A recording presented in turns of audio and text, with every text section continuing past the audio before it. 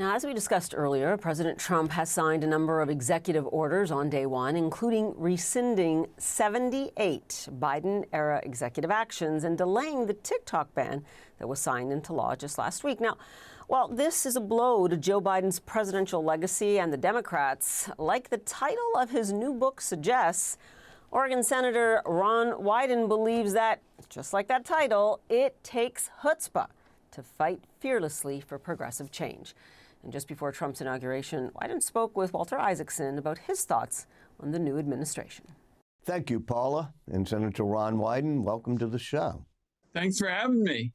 You have a new book out called It Takes Chutzpah. It's about how to fight fearlessly for progressive change. First of all, explain to me, what do you mean by chutzpah in that title? Well, chutzpah is inherently good, Walter. It is the best of America. You look, for example, at the founding fathers. When they told the British to go fly a kite, that was chutzpah. And I try to make sure that people understand that bad chutzpah or warping or misappropriating, chutzpah is something that we want to reduce, and good chutzpah we want to spread. And I have basically 12 rules of chutzpah in this book so that you can take your inner chutzpah and apply it to the rules and polish them up and make a difference. Do you think that the problem's been that the progressive left has not been aggressive enough? Certainly, if you look at the past year on economics, it has not been a blunt, straightforward message. For example, I'm going to have town hall meetings, 1,100 so far, and I can tell you the second word of what people bring up is always bill. It might be grocery bill. It might be medical bill. It might be electric bill. And that's sort of gotten lost in the last year or so. And, the late Gerald Ford knew that you couldn't whip inflation after a while because that was his old button. But we had to have a better message than we did. One of your chapters is taking hits and bouncing back. The Democratic Party, up and down the line, took a lot of hits in this last election. What's the best way to bounce back? I mentioned the kinds of issues you zero in on. The social issues, for example, I'll give you a perspective. I was the first United States Senator to support marriage equality. And I did it really 15 years before anybody else. It was in the campaign to succeed Bob Packwood, and nobody was talking about it much. And I was asked, and I said, if you don't like gay marriage, don't get one. And I can walk into practically any group now, regardless of their politics, and they say, here's a Democrat who's like a live and let live guy. And I'm focused on those issues that people are talking about in their kitchens and living rooms. Well, does that include things like trans rights, trans playing in sports, or has the Democratic Party got beaten back on that issue? No, those issues, I think, are much the same. We ought to, at a local level, make sure that we provide freedom and liberty to all, but they're not the first issues that are going to come up. So on the economy, you're saying people worry about paying their bills or whatever. What is it that should be done to fight for the middle class, since the Democrats seem to have lost the loyalty of the working and middle class in this past elections? Well, let's take food prices. I was one of the senators who led the fight against the Albertson-Kroger merger. Walter, if that had gone through, that would have been the biggest merger in the food and grocery business in the history of the United States. And I believe all that consolidation is driving up the prices. And I believe it's time to dust off the antitrust laws. We've got good Democrats, people like Amy Klobuchar, who's been involved in these issues. I fought for these kinds of reforms. Let's talk to people about things they can understand. And corporate power, driving up prices, is right at the top. And so you think food prices have mainly gone up because of corporate price gouging? That's been a big factor. And let me give you an example. When it came up in the campaign, there was a question of price gouging, and people said, well, are there price controls? They came to me because I was chairman of the finance committee. I said, look, we believe deeply in liberty. We are markets people, and we focus on markets and liberty. When the markets are having problems, you need some guardrails. And by the way, more than 30 states have guardrails today. So there are concrete alternatives here on food, on concentration, on markets. That's what we're going to be pursuing. One of the big pieces of news this week, other than the inauguration of President Trump, is trying to figure out the TikTok situation. And there's been a law that made the Chinese divested or banned TikTok. Supreme Court on last Friday said that law could stand, but you want to extend the enforcement of that law. Explain to me your position there.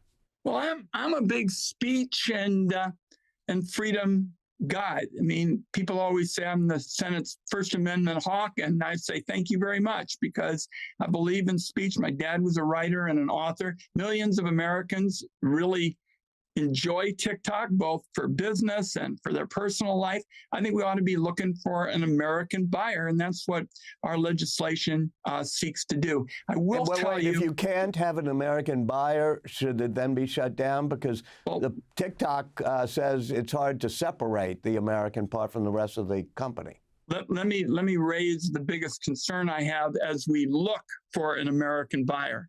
If Donald Trump were to order the Chinese to sell to Elon Musk, I would say that sounds corrupt to me because Elon Musk has been his big campaign benefactor. So I'm going to focus with my colleagues in the Senate on getting more time, trying to find an American buyer. I'm doing it because I'm for speech and I'm for this country having choices in the communication sphere.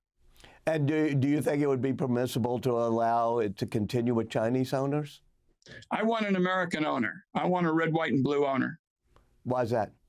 Because we want, in this country, you've seen it with the chips issue, we want to build back our best institutions in terms of businesses, in terms of consumers. I don't want to go back to the days when we had big giants and communications largely controlled from elsewhere. When you talk about, building back in the United States, what do you feel about some form of tariffs to try to stimulate manufacturing back in the United States? Well, let's step back for 1 second, then we'll talk about tariffs. Chinese surveillance is also very much on my mind when we talk about these issues, Walter, because I've been leading the fight to respond, which is, according to many of my colleagues, very conservative senators, been the biggest hack in American history, with the Chinese climbing around our phones. So this is a issue where we've got to focus on protecting American rights, and that was particularly Salt Typhoon a big problem. But you talk about wanting to bring things back to America and have the companies there. To what extent should tariffs be part of that mix? Walter, I have been for using tariffs in a carefully targeted kind of way. It's kind of like you have a tool bag of resources to work in the trade, area. Tariffs ought to be one of the tools in the toolkit. But what Donald Trump is using is this universal tariff approach, which I believe is going to be bad news for American consumers and American small businesses. I think it's going to contribute to raising inflation. I believe deeply in trade in our part of the world, in Oregon. We like to grow things and make things. We like to add value to them. We like to ship them all over the world. And these tariffs, I think, the way Trump envisages them, are going to be across the board. Now, the nominee, Mr. Besant, for Donald Trump's Secretary of Treasury came. I asked him about, tariffs, and he gave this very academic kind of issue about how everything's going to be hunky-dory. And I started off by saying, Mr. Besant, Donald Trump lied through the whole campaign about tariffs. All through the campaign, he said foreigners are going to pay the tariffs. And I said to Mr. Besant, that's just a bunch of baloney. American workers and small businesses are going to pay the taxes involved here. And he basically just offered more academic theory, and it's sure not in line with what mainstream economists and citizens say is going to happen if you have an across-the-board tariff approach. Targeted tariffs, they can be useful, not this. But in your exchange with the potential Secretary Besant, he did talk about on a 10% tariff, not all of that is passed through to consumers. And it may have seemed, as you say, academic, but there is some explanations of what that would do and how that would ripple forth. Do you think it's a more subtle question than that?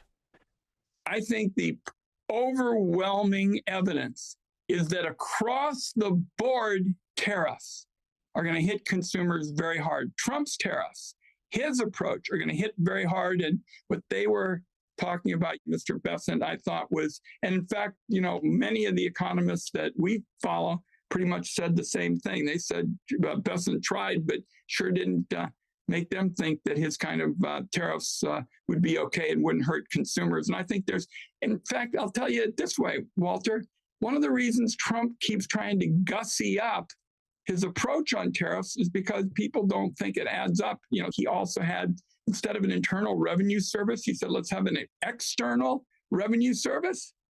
What's that about? This is all about the Commerce Department, and it really is an effort to kind of gloss over what's going on. And if you go beyond targeted tariffs, as I've said here, and just say we're going to have tariffs across the board, American consumers and American small businesses are going to get hurt. Almost 30 years ago, you were instrumental in creating what's known as Section 230, which basically says that social media platforms, whether it be X or Facebook or even TikTok, cannot be held responsible or liable legally for what users post. That has changed the whole way social media has affected democracy. Do you have any changes you would make in retrospect in that approach? Well, I don't think there's a law out there that you can't make better. I just want to make sure you don't come up with approaches that are worse than what the challenges are. And I'll give you an example, Walter. At one point, the New York Times wrote a long piece with Chris Cox, my Republican partner, and I about how we wrote Section 230. And underneath it said, Ron Wyden and Chris Cox wrote the law that is responsible for increased hate speech in America. And we called them up and said, look, we don't kind of complain very often, but the reality is most of the stuff, Walter, we hate online, the filth and the misogyny and all the really stuff that are bothering us is driven not by Section 230, but by the First Amendment. 90% of what we don't like plus online is the First Amendment. I don't think anybody wants to unravel that. We can always find ways. That's why we have the moderation provision in the legislation Chris Cox and I wrote, and I continue to be open to ideas. But I will tell you, today, just like when we wrote the original law, the people who benefit are the users, these small groups, knitting groups and the like. I don't think Black Lives Matter and Me Too movement could have even gotten off the ground without our legislation, because I don't think there would have been websites that would have taken it. So yes, to being open to improvements. Let's not make the so-called cures worse than the challenges. President Biden, in what was sort of called his farewell address, talked about the oligarchy and the tech industrial complex. You've been very involved in those issues. What was he talking about, and is that something that worries you? Very much so. I want an economy, Walter, that gives everybody in America the chance to get ahead. And I think that Trump and some of these oligarchs that we're talking about are not interested in that. They want to give the breaks to the people at the top. And the idea was that people who are on Medicaid and hunger programs get cut, and it would just sort of trickle down to people. So what I've been working on is a tax code, for example, that says that when teachers and firefighters and nurses pay taxes with every paycheck, the billionaires shouldn't be allowed to buy, borrow, and die and pay little or no taxes for years on end. And yes, I'm very concerned about 1,000 billionaires and Musk, for example, having a special carve out of rules that benefits them. Even enforcement of taxes, which I talked about with Besant, is very different, because the working person pays taxes with every paycheck. The government has all of their data. So if they think something is going off the rails or is wrong, they can use that data. But what the billionaires can do is bring in their accountants and their lawyers, say, make sure I don't pay much, if any, income this year, and I don't get taxed. And we were dealing with Mr. Besant not having paid Medicare taxes for several years. In your book, you talk about the need for principled bipartisanship. First of all, what do you mean by that? And in this new administration, to what extent do you think there may be chances for you to work with the Trump administration on principled bipartisanship? Bipartisanship is not about taking each other's crummy ideas. Anybody can do that. Principled bipartisanship is about meeting around ideas and approaches that can bring both sides together. For example, I felt very strongly that to fix healthcare, you got to get everybody covered. If you don't have everybody covered, there's too much cost shifting and not enough cost containment. Democrats believe in that. Republicans say, what about the private sector? I'm open to that. I think particularly in areas of health research and innovation, we very much need a robust National Institutes of Medicine and the like. So principled bipartisanship is not about taking each other's bad ideas. A lot of times in Congress, people say they're being bipartisan, but really what they're doing is looking for ideological trophies that they can claim have support. I think there's a very different kind of alternative, and I gave example after example, whether it was with Chris Cox in technology, Bob Bennett, in healthcare. I've worked with a number of my colleagues on tax questions.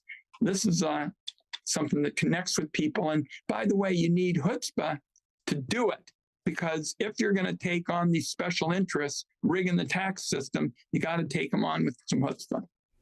Senator Ron Wyden, thank you so much for joining us. Appreciate it. Thanks for having me, Walter.